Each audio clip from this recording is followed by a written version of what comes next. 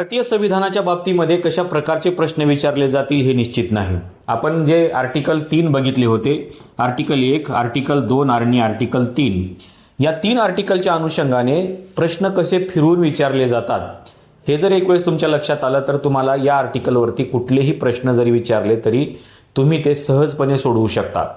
कारण आपण ज्यावेळेस त्याचं लेक्चर घेतलेलं होतं त्या लेक्चरमध्ये आपण हे बघितलं होतं की भारताच्या संविधानामध्ये नेमकी काय तरतूद आहे, ही तरतूद करत असताना संविधान सभेमध्ये नेमकी काय डिबेट झालेली होती, त्याच्यामध्ये कोणत्या घटना दुरुस्त्या झालेल्या होत्या, या तिन्ही गोष्टी जर आपण लक्षात घेतल्या तर याच्यावरचा कुठलाही प्रश्न आपण सहज पद्धतीने सोडवू शकतो. आता याच्यावरती नेमके प्रश्न कसे विचारले जातात. आता हा एक प्रश्न आहे बघा की संविधानाच्या कलम 1 नुसार आपल्या देशाचे अधिकृत नाव आणि स्वरूप काय आहे. तर आपल्या देशाचं नाव काय आहे तर इंडिया, दॅट इज भारत, म्हणजे इंडिया म्हणजेच भारत, आणि त्याचे स्वरूप काय आहे तर हा एक राज्यांचा संघ आहे. आता तुम्हाला स्वरूप हा प्रश्न जर बघितला, स्वरूप हा शब्द जर बघितला तर तुमच्या लक्षात येईल काय स्वरूप म्हणायचं आपण याला, काय असू शकतं याचं स्ट्रक्चर. तर याचं स्ट्रक्चर आहे राज्यांचा संघ, ज्याला आपण युनियन ऑफ स्टेट असं म्हटलेलं होतं. त्याच्यामुळे स्वरूप असा शब्द विचारला की मग आपण कन्फ्यूज होतो की नेमकं काय स्वरूप सांगायचं. त्याच्यामुळं भारताचं नाव इंडिया, दॅट इज भारत असलं तरी त्याचं स्वरूप काय आहे तर युनियन ऑफ स्टेट आहे. आता संविधानाच्या कलम 1 मध्ये काय म्हटलेलं आहे की युनियन ऑफ स्टेट, मी तुम्हाला सुरुवातीला सांगितलं होतं की हा शब्द लक्षात ठेवायचा, इंडिया म्हणजेच भारत आणि हा राज्यांचा संघ आहे. मग डॉक्टर बाबासाहेब आंबेडकरांनी सांगितलं की राज्याचा संघ का आहे, असा प्रतिप्रश्न आपण स्वतःलाच विचारायचा की याला राज्याचा संघ का म्हटलेला आहे. कारण डॉक्टर बाबासाहेब आंबेडकरांनी सांगितलं की भारत हा देश कसा ठरलेला आहे तर हा संघराज्य आहे, कारण अमेरिकेप्रमाणे राज्यामध्ये कोणत्याही प्रकारचे करार इथे झालेले नाहीत. त्याच्यामुळे करार नसल्यामुळे काय आहे तर हे युनियन ऑफ स्टेट आहे. पण या युनियनमधून कुठल्याही एखाद्या राज्याला फुटून बाहेर पडण्याचा अधिकार नाही. त्याच्यामुळं किती प्रश्न एका प्रश्नामध्ये निर्माण होतात बघा. हे सगळे प्रश्न तुम्ही पुन्हा एकदा तपासून बघितलं पाहिजे की नेमकं याच्यामध्ये किती प्रश्न, म्हणजे एकाच वाक्यावरून किंवा एकाच कलमावरून किती प्रकारचे प्रश्न तयार होतात. आता दुसरा प्रश्न असा आहे की संविधानाच्या कलम 1(3) नुसार भारताचं म्हणजे राज्यक्षेत्र जे आहे यापैकी खालील प्रकारे कशाचा समावेश होतो. कशाचा समावेश होतो याच्यामध्ये तर घटक राज्यांचे राज्यक्षेत्र याचा समावेश होतो का, पहिल्या अनुसूचीतील केंद्रशासित प्रदेशांचा समावेश होतो का, आणि भारत सरकारने भविष्यात संपादित केलेल्या भूक्षेत्राचा समावेश होतो का, परकीय देशातील भारतीय दूतावासांचे क्षेत्र, या 4 पैकी काय आहे तर आर्टिकल 1(3) नुसार भारताचं काय आहे तर परकीय देशातील भारतीय दूतावासांचे क्षेत्र. आता याच्यामध्ये आर्टिकल 1(3) नुसार भारताच्या राज्यक्षेत्रात 3 बाबी येतात. कुठल्या बाबी येतात, एकतर राज्यांचे भूप्रदेश येतात, केंद्रशासित प्रदेश येतात आणि भविष्यात मिळवले जाऊ शकणारे भूप्रदेश येतात. म्हणजेच काय, भारतीय संघराज्य युनियन ऑफ इंडिया मध्ये फक्त घटक राज्यांचा समावेश होतो, तर भारताचं राज्यक्षेत्र जे आहे ही संकल्पना अधिक व्यापक असून त्यात केंद्रशासित प्रदेशांचा देखील समावेश याच्यामध्ये होतो. त्याच्यामुळं हा प्रश्न थोडासा त्या पद्धतीने आपण लक्षात घेतला पाहिजे. आता हा एक महत्त्वाचा प्रश्न आहे की संसदेला नवीन राज्यांना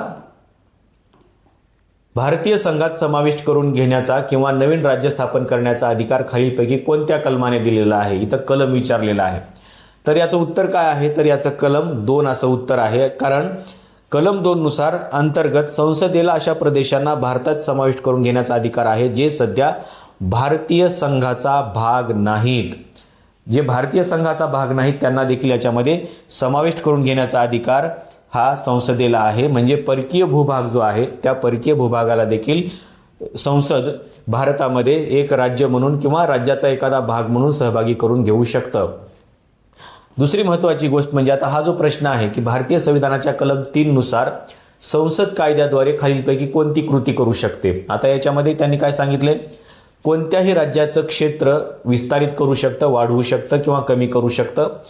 दुसरी महत्त्वाची गोष्ट, कोणत्याही राज्याची सीमा ते बदलू शकतं आणि कोणत्याही राज्याचे नाव त्याला बदलता येऊ शकते. तर याचं उत्तर जे आहे हे तिन्ही याचे उत्तर बरोबर आहेत, म्हणजे वरीलपैकी सर्व.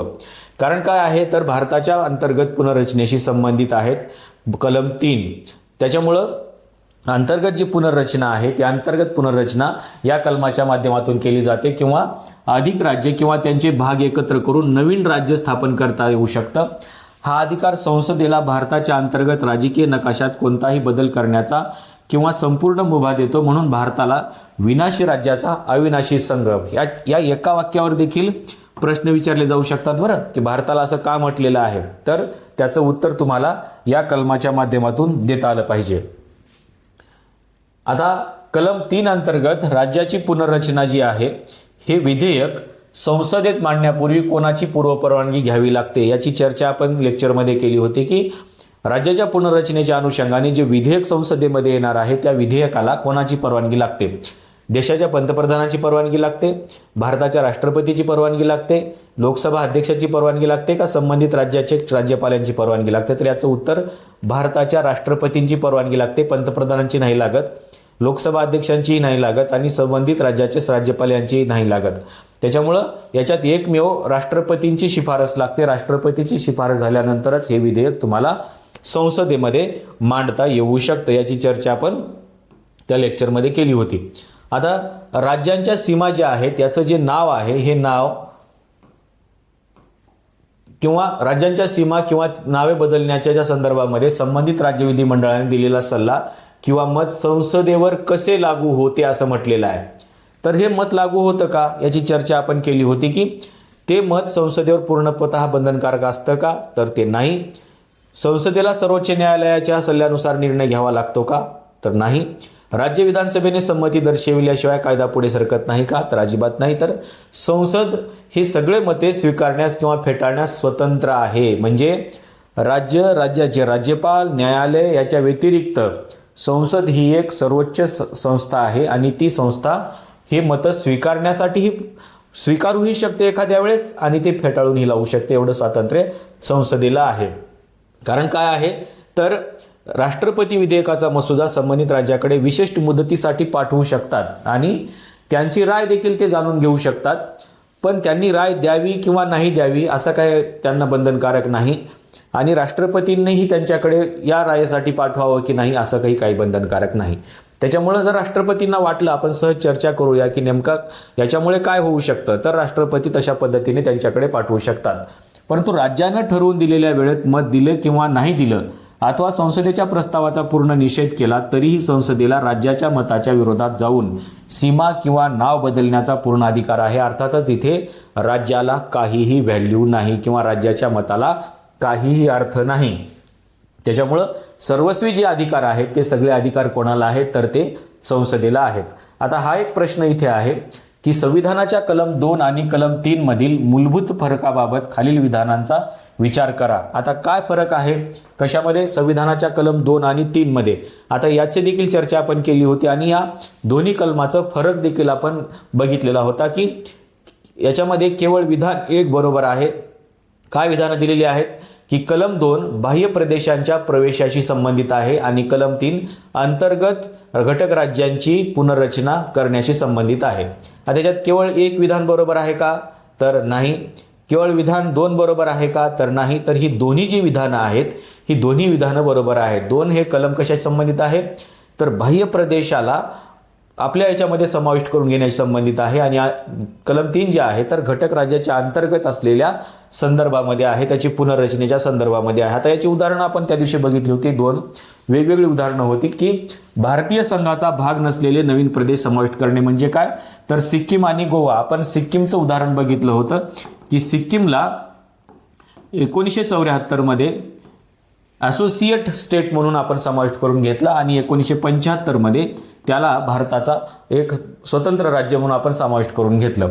आधीपासून आता कलम 3 मध्ये काय आहे तर आधीपासूनच भारतीय संघाचा भाग असलेले जे राज्य आहेत त्या राज्याचं विभाजन करणं किंवा त्याच्या सीमा बदलणं किंवा नावात बदल करणं ह्या संबंधामध्ये ते आहे आणि त्याच्यामुळं बिहारमधून झारखंड निर्माण झाला किंवा आंध्र प्रदेशमधून तेलंगणा निर्मितीचं उदाहरण आपण त्या लेक्चरमध्ये बघितलेलं होतं.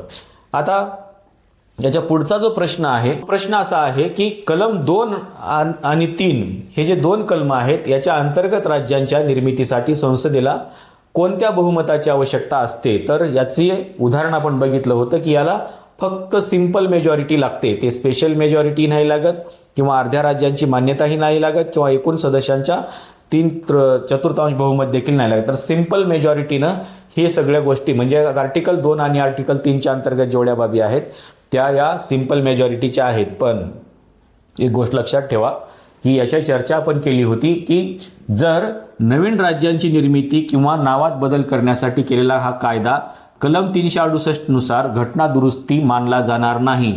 इथे एक गोष्ट लक्षात ठेवा, कारण याच्यावरती आणखीन एक प्रश्न आपण घेणार आहोत. त्यामुळे संसदेला हे कायदे संसदेच्या नेहमीच्या सामान्य कायदे प्रक्रियेच्या साध्या बहुमताने संमत करता येतात. आता ही 2 आणि 3च्या संदर्भामधली जी गोष्ट आहे ती गोष्ट आपण बघितलेली होती. आता पुढचा जो प्रश्न आहे तो प्रश्न आहे की भारताच्या एखादा भूप्रदेश परकीय देशाला बहाल करण्यासाठी संविधानात दुरुस्ती करणे आवश्यक आहे असा निर्णय सर्वोच्च न्यायालयाने कोणत्या खटल्यात दिला. आता पहिला प्रश्न की कलम 2 आणि 3 अंतर्गत ज्या काही बाबी आहेत त्या बाबीला आर्टिकल 368 म्हणजे घटना दुरुस्तीचं विधेयक समजलं जाणार नाही, त्याच्यामुळं ते साध्या बहुमताने त्याला संमत करता येऊ शकतं हे आपण बघितलं. पण आता इथे काय झालेलं आहे तर बेरुबारी जो युनियन खटला आहे 1960चा, या 1960च्या खटल्यामध्ये असं सांगितलं गेलं की जर काय आहे सर्वोच्च न्यायालयाने असं स्पष्ट केलं की संसदेला कलम 3 नुसार भारताचा भूप्रदेश परकीय देशाला देण्याचा अधिकार नाही, यासाठी कलम 368 अंतर्गत घटना दुरुस्ती करावी लागेल असं त्यांनी सांगितलं. त्याच्यामुळं कलम 2 आणि 3च्या अंतर्गत जेवढ्या बाबी आहेत त्या बाबी फक्त साध्या बहुमताने पास केल्या जाऊ शकत नाहीत. ह्या पास केल्या जरी जाऊ शकत असल्या तरी इथे त्याला 368 अंतर्गत घटना दुरुस्ती समजण्यात येऊ नये. पण इथे काय म्हटलेलं आहे की जर एखादा भूप्रदेश इतर देशांना जोडायचा असेल तर मात्र त्याला घटना दुरुस्ती करावी लागेल, त्याला संसदेला त्याचे अधिकार नाही की ते साध्या बहुमताने डायरेक्ट देऊन टाकतील. त्याच्यामुळे त्याला काय आहे तर त्याला घटना दुरुस्ती करावी लागेल. त्याच्यामुळं आर्टिकल 368चा संबंध आर्टिकल 2 आणि आर्टिकल 3शी देखील आहे.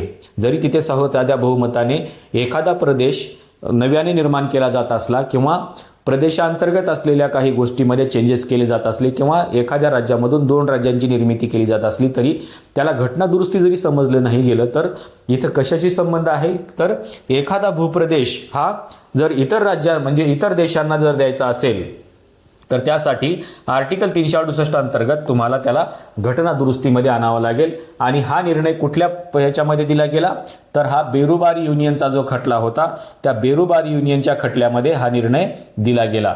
त्याच्यामुळं ही गोष्ट लक्षात ठेवा की तिथे आर्टिकल 368चा देखील संबंध जोडला गेलेला आहे. आता हा एक महत्त्वाचा प्रश्न आहे की सिक्कीमला भारताचे पूर्ण घटक राज्य बनवण्यासाठी कोणत्या 2 घटना दुरुस्ती मानल्या गेल्या. मी तुम्हाला म्हणालो होतो की सिक्कीम हे राज्य 1974ला काय झालं असोसिएट राज्य म्हणून भारताशी जोडलं गेलं आणि त्यानंतर 1975ला हे पूर्ण राज्य म्हणून भारताशी जोडलं गेलं. पण हे करत असताना काय झालं 1974ला 35वी घटना दुरुस्ती झाली आणि 1975ला 36वी घटना दुरुस्ती झाली. त्याच्यामुळं हे जे उत्तर आहे की 35वी आणि 36वी घटना दुरुस्ती या संदर्भामध्ये आहे. पण कधी कधी आपल्याला असा प्रश्न विचारला जातो की भारतामध्ये सिक्कीमला असोसिएट राज्य म्हणून कोणत्या घटना दुरुस्तीनुसार कोणत्या वर्षी मान्यता देण्यात आली. मग इथं कन्फ्यूज होतो आपण, कारण असोसिएट राज्य हे 1974ला झालं 35व्या घटना दुरुस्तीनुसार झालं आणि पूर्ण राज्य हे 1975ला झालं आणि ते 36व्या घटना दुरुस्तीनुसार झालं. त्याच्यामुळं इथं याचा तुकडा पाडून देखील प्रश्न विचारला जातो की असोसिएट राज्य हे केव्हा निर्माण झालं आणि कुठल्या घटना दुरुस्तीनुसार झालं आणि पूर्ण राज्य हे केव्हा निर्माण झालं आणि कुठल्या घटना दुरुस्तीनुसार झालं. त्याच्यामुळं 1974, 1975, 35वी आणि 36वी घटना दुरुस्ती हे आपल्याला लक्षात ठेवावं लागेल.